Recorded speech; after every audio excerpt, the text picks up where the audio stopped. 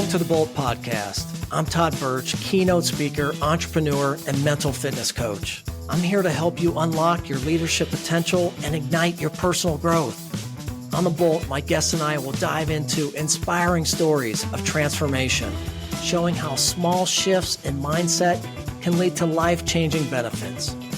We'll explore strategies for overcoming challenges, building high-performance habits, and leading with confidence. If you're ready to embrace a growth mindset and unlock your full potential, then let's ignite your spark today. Today's guest is a master connector, a champion of relationship-driven success, and someone who's built an entire career around the power of networking. Frank Agin is the president of AM Spirit Business Connections, where he empowers entrepreneurs, sales professionals, and business leaders to grow through meaningful connections and powerful referrals. He's also the voice behind the Networking RX podcast, where he shares strategies, stories, and insights to help professionals build authentic relationships that drive success. Frank is also the author of several impactful books, and we are so excited to have him on the show today. Listeners, get ready to make some meaningful connections. Frank, welcome to the Bolt Podcast, my friend. Thanks for having me. This is great. This is big time. Oh, this is big time. Yeah, this is. People know me. They know I only go 110. You know? That's good. So gotta go in or go home, right? Yeah. That's so good to have you. And it's so good to have fellow podcasters on the show, right? Because yeah. You get it. Yeah, right? No, I totally do. It's, I tell people, I wish I would have started 10 years ago. There's some people know of him, Lewis Howes. I don't know if you've. Yeah, I just got his e-news today. Okay. Yeah. Yeah. My email's been lighting up because he was on the Mel Robbins podcast talking about his new book.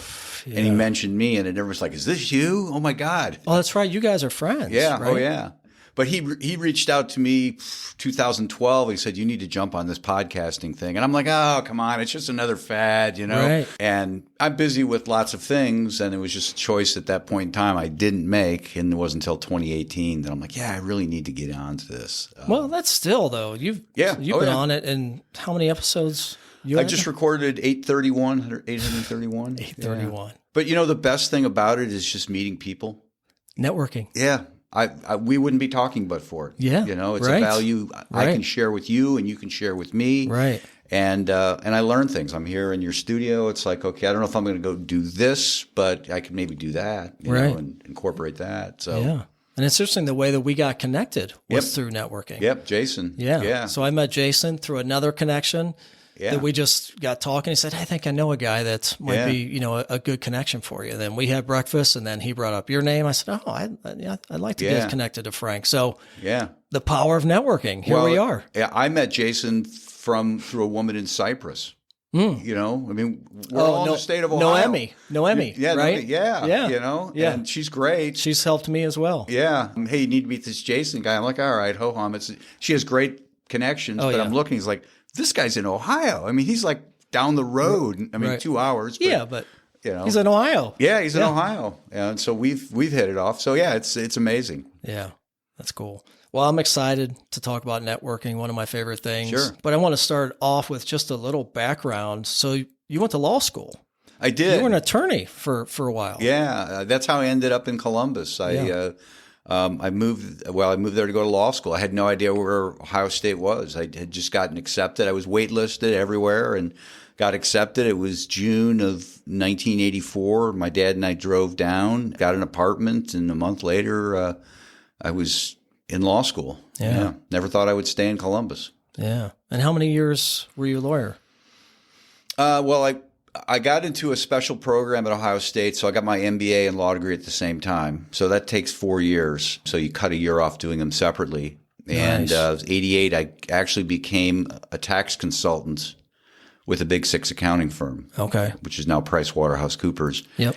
And I worked with them for 6 years and then decided to leave and go into private practice. And so I was in private practice for maybe about another 10. Okay. So before I stumbled into all of this. Yeah. So what made the switch? I'm always curious about those life. I mean, that's a big transition. Oh, it is. You go to school and you invest people thought this it time. was crazy. And my dad was like, what the hell are you doing? Yeah. Oh my God. You know, where do we need to check you in? Right. Yeah. You know, I started this career in public accounting, which was which really was a great life by all accounts. It was a, great job, great pay, glass window, corner office, kind of, all that stuff, right? That's it. That's what you want. Yeah, that's what you aspire to. But I just didn't want to do taxes for the rest of my life. And it's a corporate sort of a thing. And it's just, a lot of late nights, checking out at the security desk and then getting back early the next morning, seeing the same security guard. He'd been there all night. It's like, oh my gosh,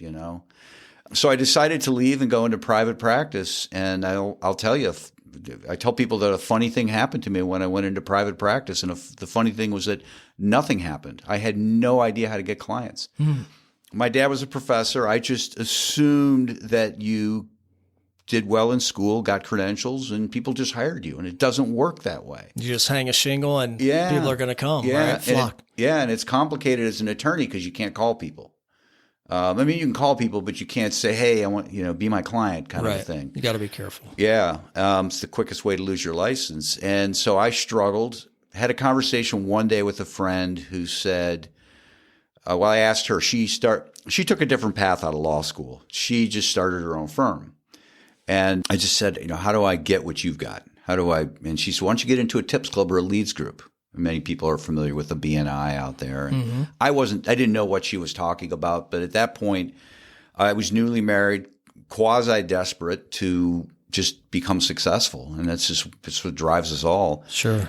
And so I went to this organization. It was based out of Pittsburgh. It was very similar to BNI. The woman who started it was very familiar with Ivan Meisner, who started BNI.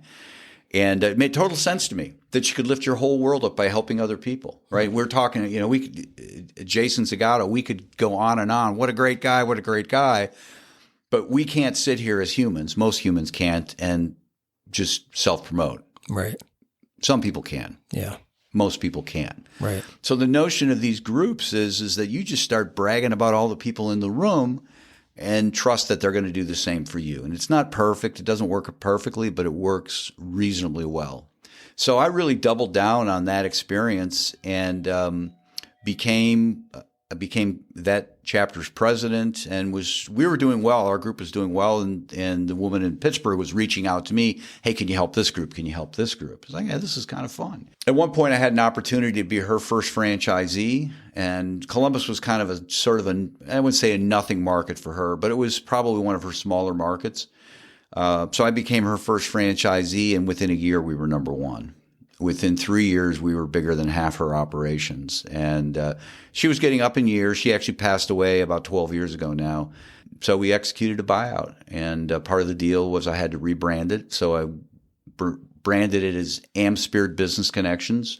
You as a marketing person will appreciate it. It was called Network Professionals before, which was something that could not be trademarked because it was too generic. Right. And so that meant I could have people competing against me using my name. And when I was in law school, I had come up with the name AmSpirit, which is nothing but a shortened version of American Spirit. And I have a law degree, so I figured out how to trademark it. So I had this trademark, it's mine. I'm going to start building a brand around this. But yeah, that's what got me started. And when I ultimately bought her out, I just made a decision that because I was still practicing law a little bit at that point. That's when I just, I'm stopping to practice the law. And people are like, you're what? Law schools are crapping out attorneys by the thousands every year. Me deciding not to be an attorney, no great loss. Right. What I do is very, very unique. I have competitors, I have people who do what I do, but it's unique and I can kind of put my thumbprints all over this. So, yeah. Oh, that's awesome. Well, good for you. Thank you. For taking a risk, yeah. Right? I think that's what we do as business owners. I'm an entrepreneur myself, and you have an idea, you see a problem, you go out and you try to solve it, but you are taking a risk, right? Oh, yeah. And, if you have a family or starting a family, it makes it a little bit more riskier. Right? Yeah. Well, I'm sure you probably look at friends who've taken different paths and said, "Ooh, geez, if I would have taken that." I have some friends from my tax consulting days who've done very well for themselves, but I wouldn't be happy. Yeah. Well, yeah. And I think it goes back to, how do you measure success? How do you define success? Yes. Right. So you were at a point where you were kind of, burning the midnight oil, right? You were working, I don't know, 14-hour days. Yeah. And it was just like Groundhog Day. Yeah. And you weren't really enjoying life. So at what point is that success, right? No, yeah, you're right. You're absolutely right. Same day, same chair, same questions, Right. It was just Groundhog's Day. Right. You're not really being challenged creatively. No. You're not out meeting new people. So this is a whole new thing. Yeah. Oh, the people I've met, it's, and when I sat down with my wife to go through it, when the opportunity presented itself, becoming a franchisee and then kind of growing into it, and I told her, I said, if I continue down the path of being an attorney, I know where I'll be 30 years from now. And it's not a bad life. Right. But I know where I'll be. Right. If I take this other path, I have no idea. And that just excites me. Oh, isn't that? Yeah, it's just amazing. Isn't that good stuff? Yeah. And I've had offers early on because they're always looking for good tax people. Oh, yeah. People coming out of the woodwork and offering, wow, that's a lot of money. Right. It's a lot more money I'm making right now. No, I'm not doing it. Yeah, what's funny? It reminds me, Frank, of a book that you wrote, Getting Out of Your Comfort Zone. Yeah. Right? Yeah. You can stay cozy, Yeah. complacent, Yeah. very prescribed. You know what that's going to look like. The house, the picket fence, the dog, spots, couple of kids, nice car. Yeah. Are you happy? Yeah. And for some people, that's fine. And nothing wrong with that, right? No, But for some of us, wasn't me. we need to get to the edge. We need to embrace discomfort. Yeah. Get in that zone. Yeah. That's where I think real growth happens, in my opinion. So good for you. And how long has that business been running? Well, the original organization started in 93. Okay. So I have members who date back to 93 who are still involved in the organization. Really? Wow. It's crazy. Well, that shows. One guy met his wife through it. 3 kids. He says, I owe everything to this organization. Right. But I became the first franchisee in 97 and then ultimately bought it out right towards the end of 2003. So, Okay. Yeah. Awesome. Well, tell us a little bit about it. How is it different than, well, first, I don't know that everybody knows what B&I is. Sure. That was new to me when I first came out. And Yeah. It's funny. That was the first networking opportunity that somebody said, hey, you're a new business owner. You should join this. Yeah. And I went to a meeting, tried it. I was like, not for me. Sure. Yeah. But then you have AM Spirits. And so tell us a little bit about that, the difference and what it's all about. Yeah. What we do is we help create, we call them chapters, groups of entrepreneurs, sales reps, professionals, your realtor, mortgage lender, attorney, accountant, and it's one in each category. And the reason we have one in each category, and B&I is much the same, the reason we have one in each category is I want people to feel comfortable talking about their strategies. And we all have strategy. We might not think of them as strategies. Hey, I've got an in here or whatever. I want people to feel comfortable about that. And I want people to feel comfortable giving referrals. So if you and I are in a group and there's 3 other marketing people there, I'm going to feel funny about giving a referral in front of them.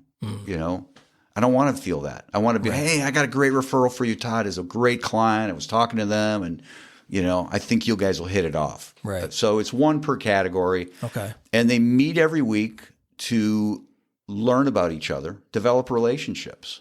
Weekly. Wow. Okay. Weekly. Yeah. That's a commitment.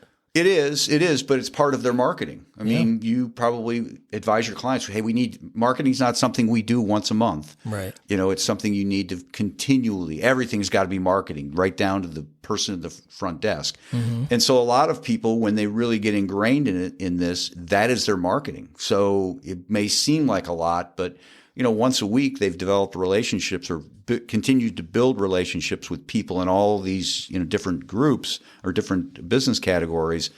They're not doing a whole lot of other marketing. They're just servicing the referrals that they're getting. So it meets every week, and the people, they become great friends with one another. Sometimes when I go to groups, I have to remind myself that these people didn't go to high school together, but they kind of carry on like, hey, this is, we're all buddies. Right. But the difference, well, I can't really say what the difference between us and B&I is because I've never been in B&I. But the real focus, what I really try to get people focused on is referrals. okay, becoming close to one another is great, but I need to be able to recognize I need to be able to work with you to understand how I can recognize a referral for you. When somebody says X, okay, that's you, right? Okay, now what do I say to work you in? Right. And so we do a lot of work with the members in the chapters, just helping them kind of explore that. When I was an attorney, I knew everything that I did. Right. But for me to say, hey, I'm an attorney, send me people who need attorneys, I'm not going to get referrals. Right. So we try to educate people on one of the things I'll say to groups, members in groups, don't tell me what you do. Yeah, I know you're a realtor. I get it. You can say that 16 different ways and it still says the exact same thing. You broker property between buyers and sellers. That doesn't help me recognize a win. So when you tell me, hey, if you know somebody who's getting up in years and is sick of challenging the stairs, they're ripe for selling a house and getting something different. So getting the members to think differently about how they talk and how they share information with one another. And that's really, I don't want to say that's a differentiator, but that's what we're really passionate about. And other competitors want to jump onto that, more power to the world, right? Sure. So, right. Okay. How many people are in a chapter? Our average chapter size is only about 15 or so. Okay. They tend to be a little smaller. I was telling a chapter this yesterday. It's like, if Elon Musk moves onto your street, the average income of everybody on the street goes up, but it doesn't affect your income, right? And so I don't want the mortgage lender and the realtor just to do a lot of business back and forth and have everyone else not get referrals. I want everybody to get referrals. And so they tend to stay smaller so we can really focus and make sure everybody's getting referrals. Todd, I've had groups that have hit 50 and they're not as productive. Bigger is not better. Right. I wholeheartedly agree. Right. You lose that intimacy. Yeah. Right. The group that hit 50, a month after it hit 50, 10 people came to me and said, we want to start our own group. It's like, really? You worked so hard to get to this point, Yeah, but it's not, we just don't know people. Right. People don't know one another. Right. And so they went and started their own group. And when I get chapters that get into the 20s, I really stop pushing on them to grow. Always look for good people, but I don't need you to be 30. I don't need you to be 40. I just need you to have the people in it be successful. Oh, and refer me other people. And so we'll start other groups. Right. How many chapters do you have now? I'm always the last to know. I think we're somewhere between 140 and 150. Oh, gosh. Okay. Yeah, and then all over the country or in a certain geographic area? A lot in Ohio, but I've got chapters down in Mississippi, Pensacola. Things are starting to heat up in Alabama, of all places. Okay. Talked to a guy who's moving up to Green Bay, who's in the organization. He says, can you help me start chapters up in Green Bay? Okay. Bentonville, Arkansas. Colorado. I talk to people. We have a lot going on in Phoenix, a lot going on in Chicago.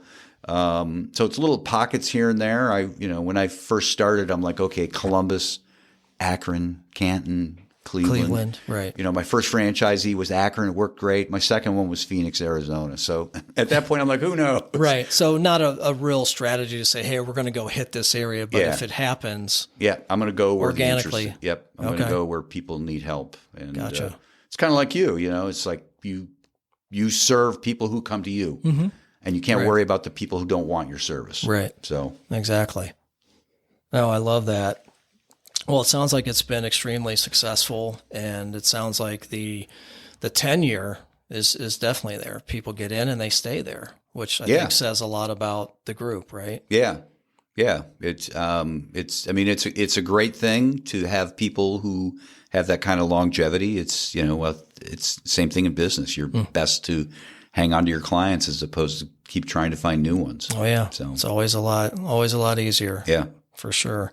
Well, talking about a couple that you just mentioned, the knowing the people, right? Yeah. Just keeping the groups small. And you often talk about the importance of know, like, and trust. Yeah.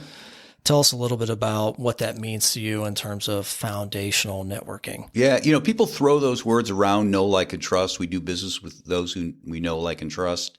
But I interviewed a woman on my podcast, and it really kind of changed my view of relationships. And she was talking about Margaret Mead. Margaret Mead was a favorite. Oh my gosh. I just included her in a quote that I'm going to be emceeing next week. Okay. Yeah. Famous anthropologist. Yeah. She was teaching a class, and one of the students said, "What was the first sign of human civilization?" And as she's gathering herself, everybody's thinking, okay, it's fire, it's clay pots, it's webbing, maybe it's language. And she said it was a healed femur. She went on to explain that in the animal world, the femur is the bone that connects the knee to the hip. Most animals have a femur, and when an animal breaks its femur, it's a death sentence. It can't protect itself, it can't forage, it can't hunt. It's going to die, either real quick or painfully slow, but it's going to die. But when we came across the remains of humans that had a healed femur, we knew there was something different. We knew that somebody made a decision to stay behind, because it takes about 6 to 8 weeks without modern medical care for that bone to heal. And so if you stop and think about it, and as soon as when I heard that on the podcast, I had chills going up my spine. It's like, oh my gosh, there's something, I get it now. Right.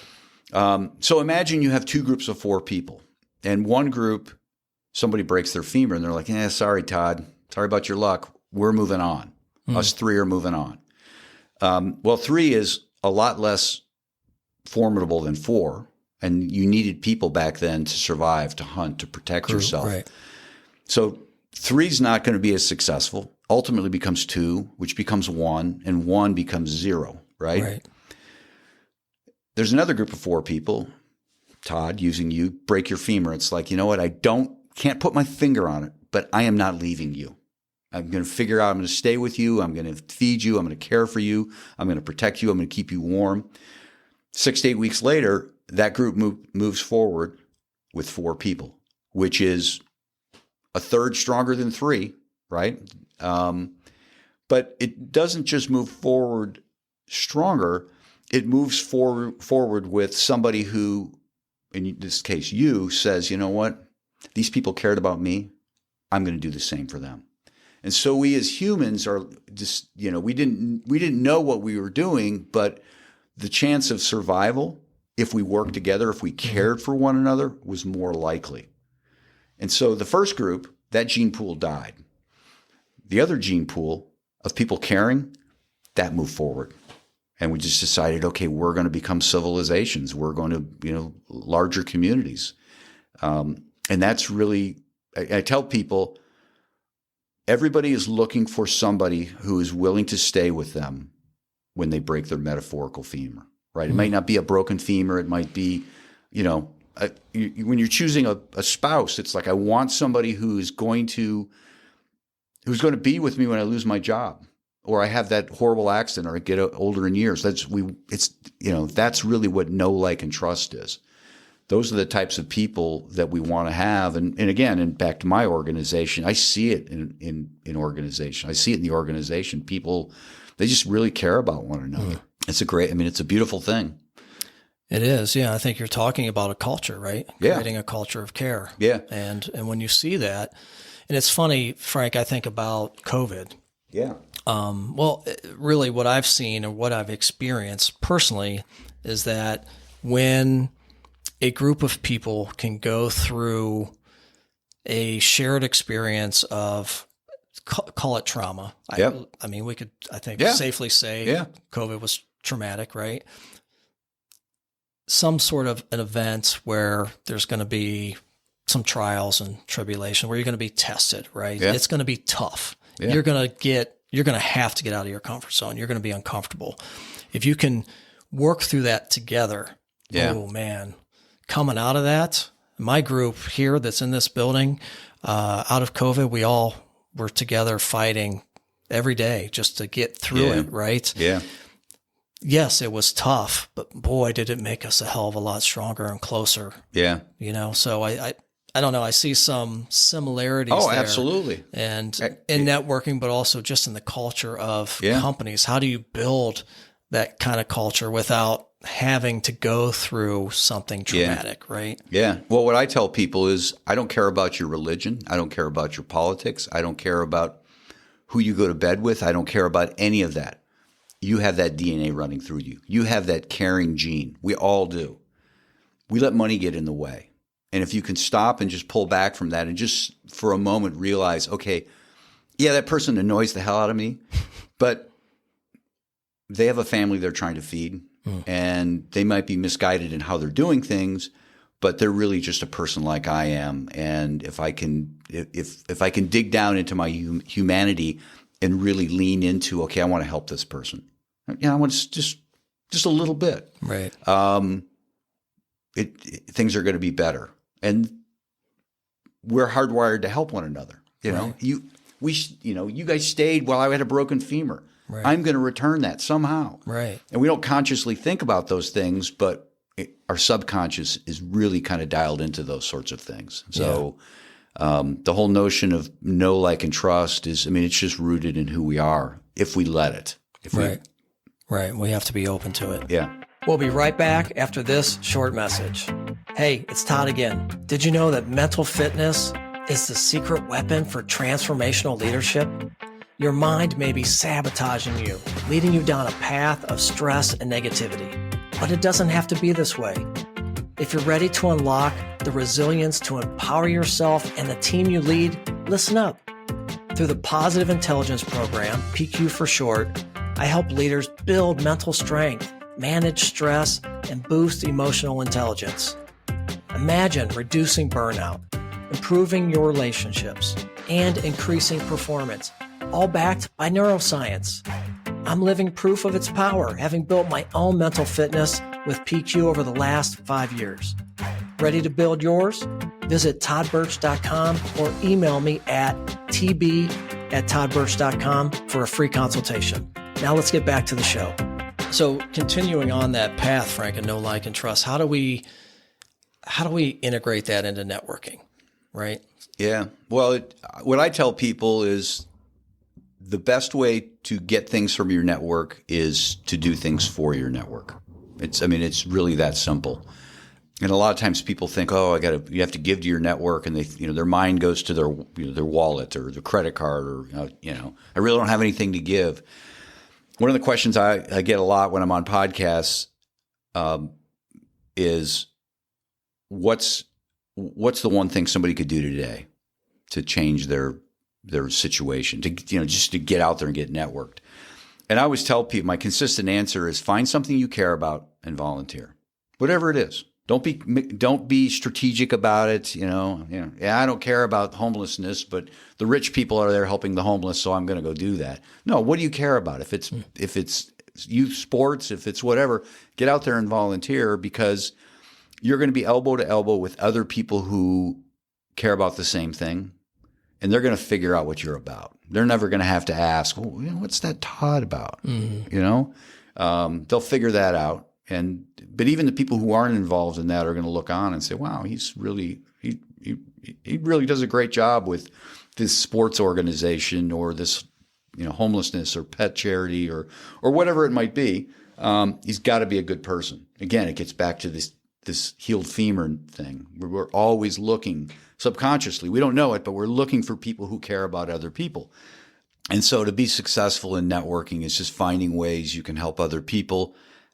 Jason connecting us, it helped me, right? I'm here. Right. Hopefully it helps you, it's like, okay, what can I do for Jason? Right. So it's really just about finding ways to help other people. And whenever, as humans, we're kind of dialed into self-preservation. So a lot of times people, when they meet somebody, it's like, okay, what can I get from Todd? Mm-hmm. Can I get him to be a client? Can I get him to whatever? What can I sell him? Right. And what I tell people is that's your first thought, and that makes you human, right? But dial into what your second thought is. And it's really more of a conscious thought of, okay, my first thought is, which is very human, is what can I get? The second thought is, what can I do for this person? Mm-hmm. And go through your mind and say, okay, who can I connect Todd to that maybe Todd can help? Or who can help Todd? Right. How can I serve Todd? And that just becomes much more powerful in the long run, because then you're starting to build this network of people out there, formally and informally, that feel like, okay, I want to help this person. Right. Yeah, it reminds me of, are you a John Maxwell fan? Yeah. He had this powerful phrase. One of his shows, he says, every conversation that he has, networking, meeting somebody new, he ends a conversation with this statement: how can I help you? Yeah. How can I help you? Yeah. And it's simple, right? Yeah. It's a simple thing. Well, a lot of people feel put on the spot with respect to that. And I'm not always ready either, and that's okay. I think it's great that people ask those things. What I try to do is I try to just look and just kind of go through my mind and like, okay, what could help Todd? Like you and I were talking before we hit record. Hey, I met this guy over in the UK. Right. He's a marketing person. Right. He's got a top 10 podcast. Right. Todd, I need to introduce you to him. Right. So you're already being proactive, thinking about that. Yeah. But not a lot of people are, right? I think that's at least one reminder, right? Just if you're not constantly thinking about that, just think about that question. Make sure that at least gets mentioned if it doesn't happen organically. Yeah. Yeah. What can I do for you? There's a book out there. It's called Option B. Sheryl Sandberg wrote it with Dr. Adam Grant. And okay. It's a great little Option book. B. Option B. Okay. Yeah. She wrote it on the heels of the death of her husband. They were on vacation. I think he was like 45 years old. He was on the treadmill and just had an aneurysm and died. Oh, those stories. I just don't understand that. Yeah. I can't fathom. So she just was kind of working through her grief in there. But I mean, it wasn't just about that. There was a lot of actionable business stuff. But one of the things she talked about in there that really resonated with me is when people are hit with these tragedies, we'll say, hey, tell me what you need, anything you need. I'm here for you. I'm here for you. And that really kind of puts the onus on them to come up with something, right?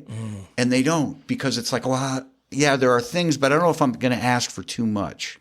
Yeah. And so what she says is, and I guess this is an option B, is just going to the person, just doing something. You know what? I know you lost your spouse. I'm coming over to mow the yard. I'm going to mow the yard this whole summer. If you want me to stop, just tell me. But I'm going to mow the yard, or I'm going to arrange for it to be mowed. It's one thing you don't need to worry about.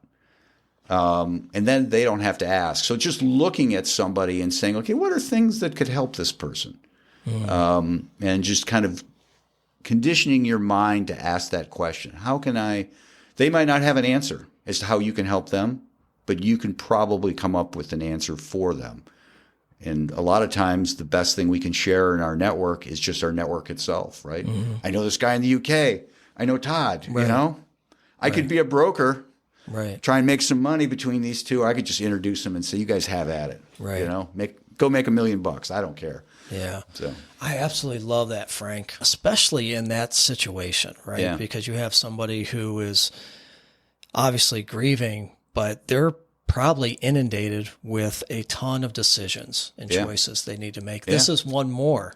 So you're, in fact, burdening them. You're adding more stress and anxiety to them.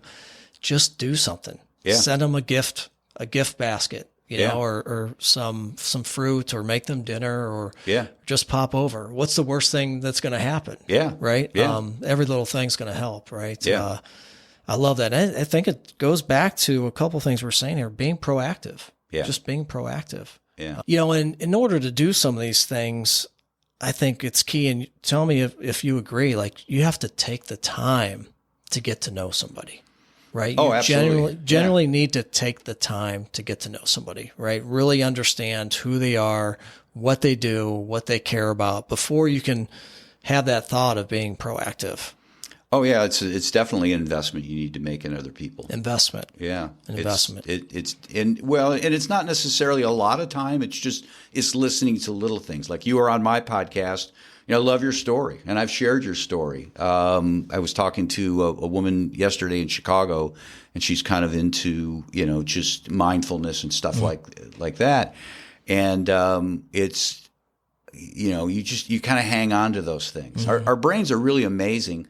Because we can hang on to you really remember everything. Recall's the problem, right? Yes, recall is the problem. It recalls the problem. It's my problem. Yeah, but if you listen for little things, You know, okay, here's the trigger point. I just connected two people last week. It's like, okay, they're both very spiritual and they're both really focused in on not cures, but people who are going through struggles with cancer. Totally different things. But it's like, you two need to meet. I don't know where it's going to go. It's not for me to judge and look into the future and say, okay, this is what's going to happen. I just know you guys are going to have a wonderful conversation because you're both really rooted in Christianity. And you really care about people who are struggling with cancer. You guys figure out where the synergy is, what happens from this. Right. Yeah, it's interesting. I think a lot of this too comes back to time. A lot of people just say, well, I hate networking. Yeah. I hate to network. It's too much time. I don't get anything out of it. Or they're an introvert, right? Yep. And they're just not a people person, so to speak. Yeah. So what do you say to somebody who's an introvert and or is ho-hum about the time that's going to be spent networking? Any tips, tricks? Yeah. I mean, I'm an introvert. I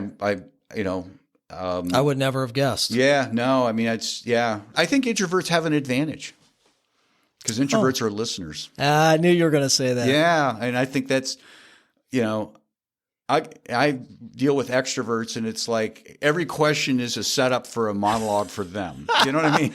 It can be. Yeah. Right. And so I think introverts really have an advantage.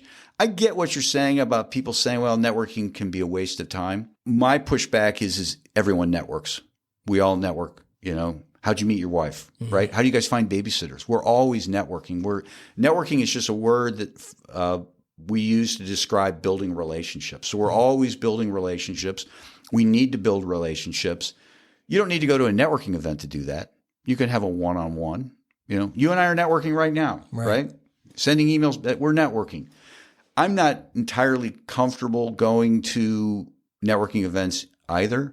In fact, I've interviewed a few introverts on my podcast who've, made a business out of helping other introverts. And this one woman, she just shared, you know what? I'll go to an event. I'll stay for 30 minutes. It's 2 hours. I'll go 30 minutes. I'll meet a couple of people. I'm out of there. Okay.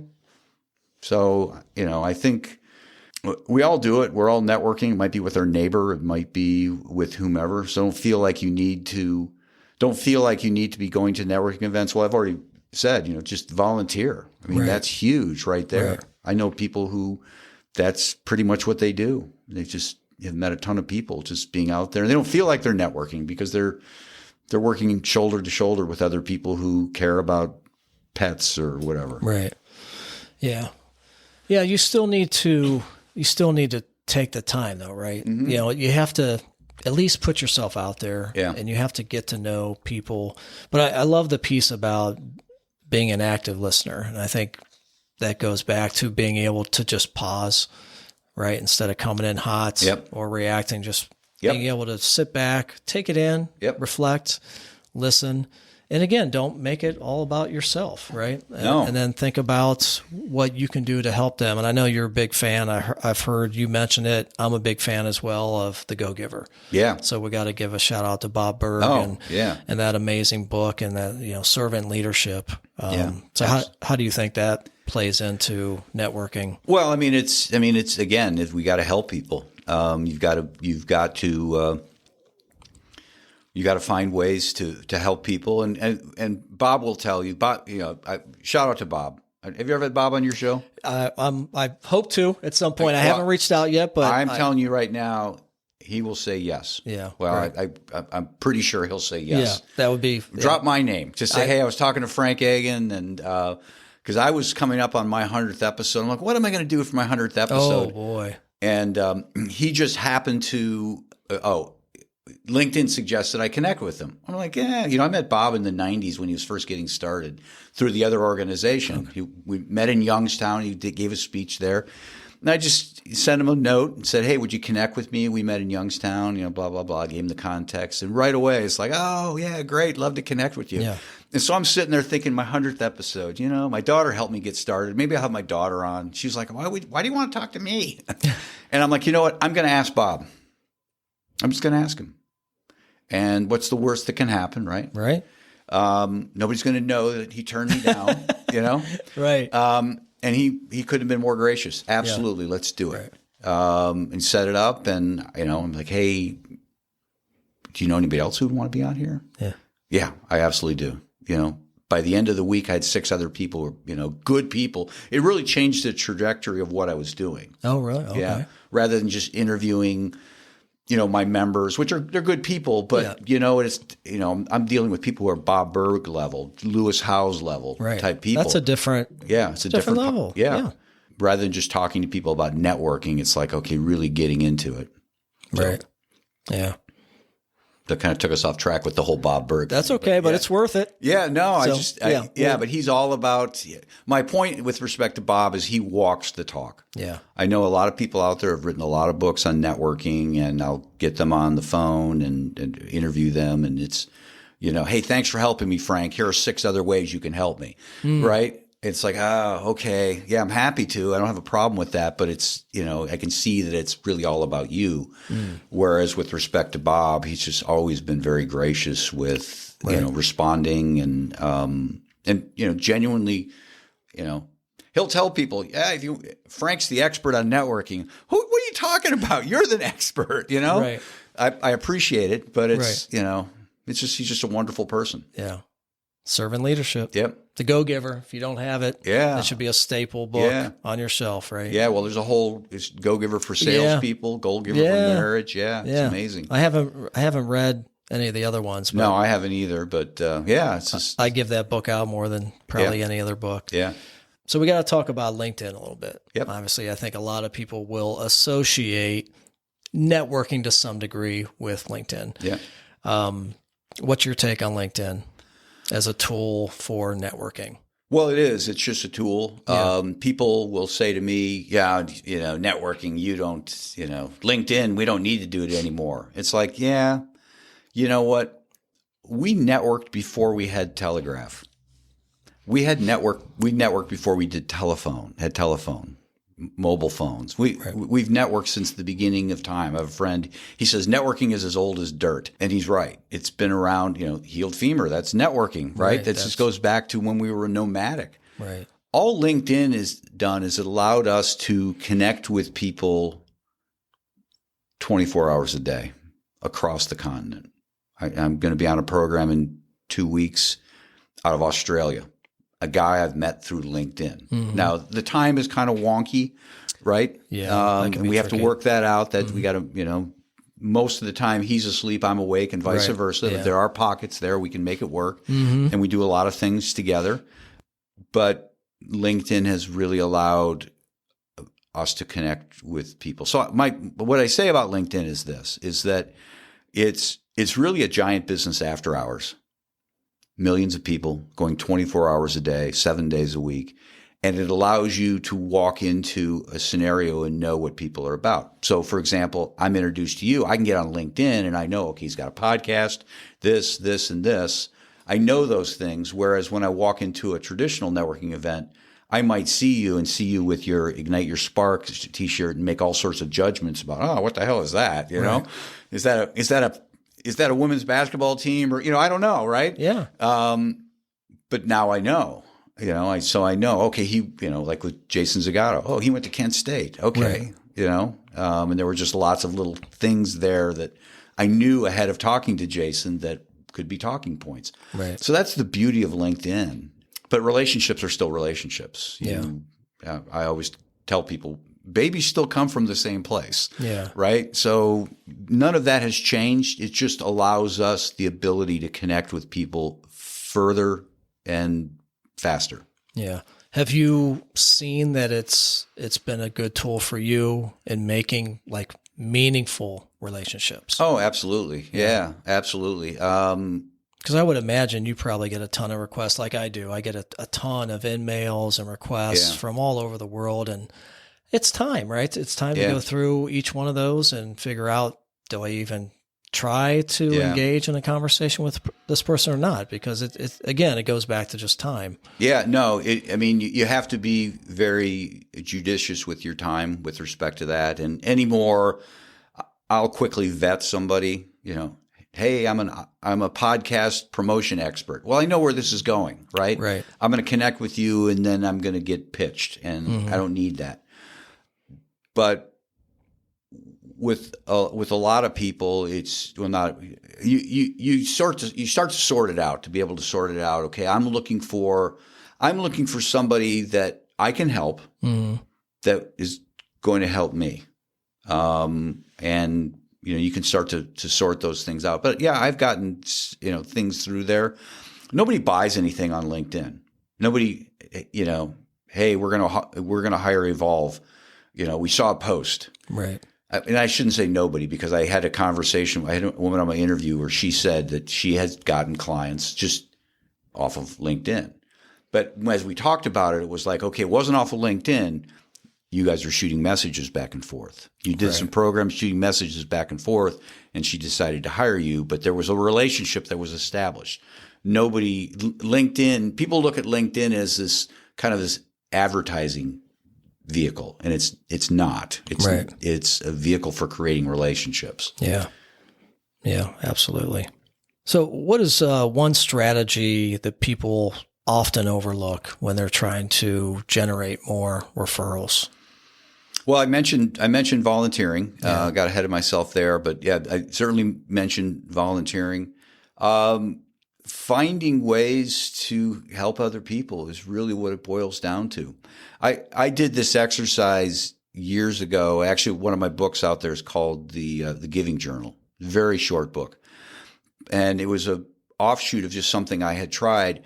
Somebody remarked to me, "Oh, I'm really, really generous. I'm always generous." And I'm thinking to myself, that SOB is anything but. You're the most tight. I'm not saying this, but I'm thinking, you're not generous. You don't give to people. Right. But in that person's mind, they were fixated on money they had given to church, and like they were just hanging their hat on this one thing. And that, and we're all delusional that we're better than we are. Right. And so it got me thinking, I wonder if I'm like that. I don't want to be that. I want to truly be a giver. Mm-hmm. And so what I set out to do was just keep track of what I was giving. And so I just got a simple little notebook, and I would write down, right? Hey, spend an hour mentoring Jason on his business, right? So it wasn't just fiscally, it was time, talent. Yeah, none of it was fiscal. Well, some of it might have been, right? But most of what we do is, hey, I'm volunteering, went to a board meeting, I'm giving, send somebody a book, send somebody an article, introduce these two people. And what I found was I would just write the date. And I wasn't keeping score. Oh, Todd, you need to get, done a lot for Todd, and he'd get some back from, it wasn't that at all. Right. Nobody knew I was even doing it. And so I just write the date and what I did. What I found was that journal called to me. Oh, you haven't done something in a couple of days. I need to do something. And that really got me thinking about, okay, it got me in tune to, and whenever I talk to somebody, okay, what can I do for that person? And it just kind of got me in that little habit of, okay, how can I help somebody? And it does take time. I'll have a conversation with somebody, and I might have 15 minutes afterwards. Okay, I'm sending them this article. They'd never heard about the healed femur story. Let me send them a link to that, doing things. But it really builds up. But I guess the big thing I'll say is this. There's a book out there called Give and Take by Adam Grant. I don't know if you've read that book. No. Okay.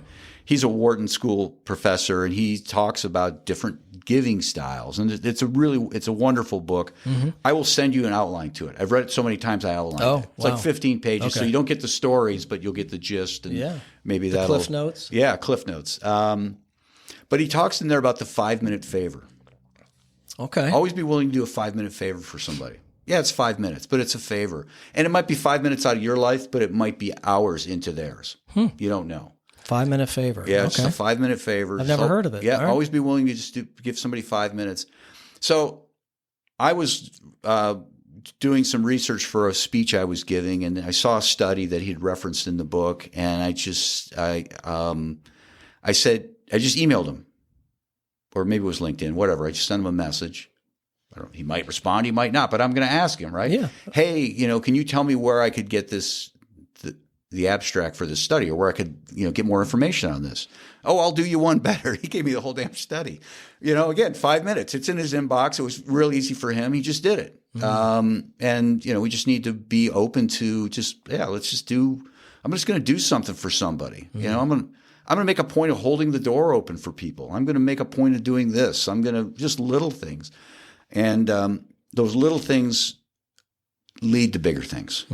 We just kind of become habitual. It's holding the door. I'm going to have a conversation with this person too. Yeah, I love it.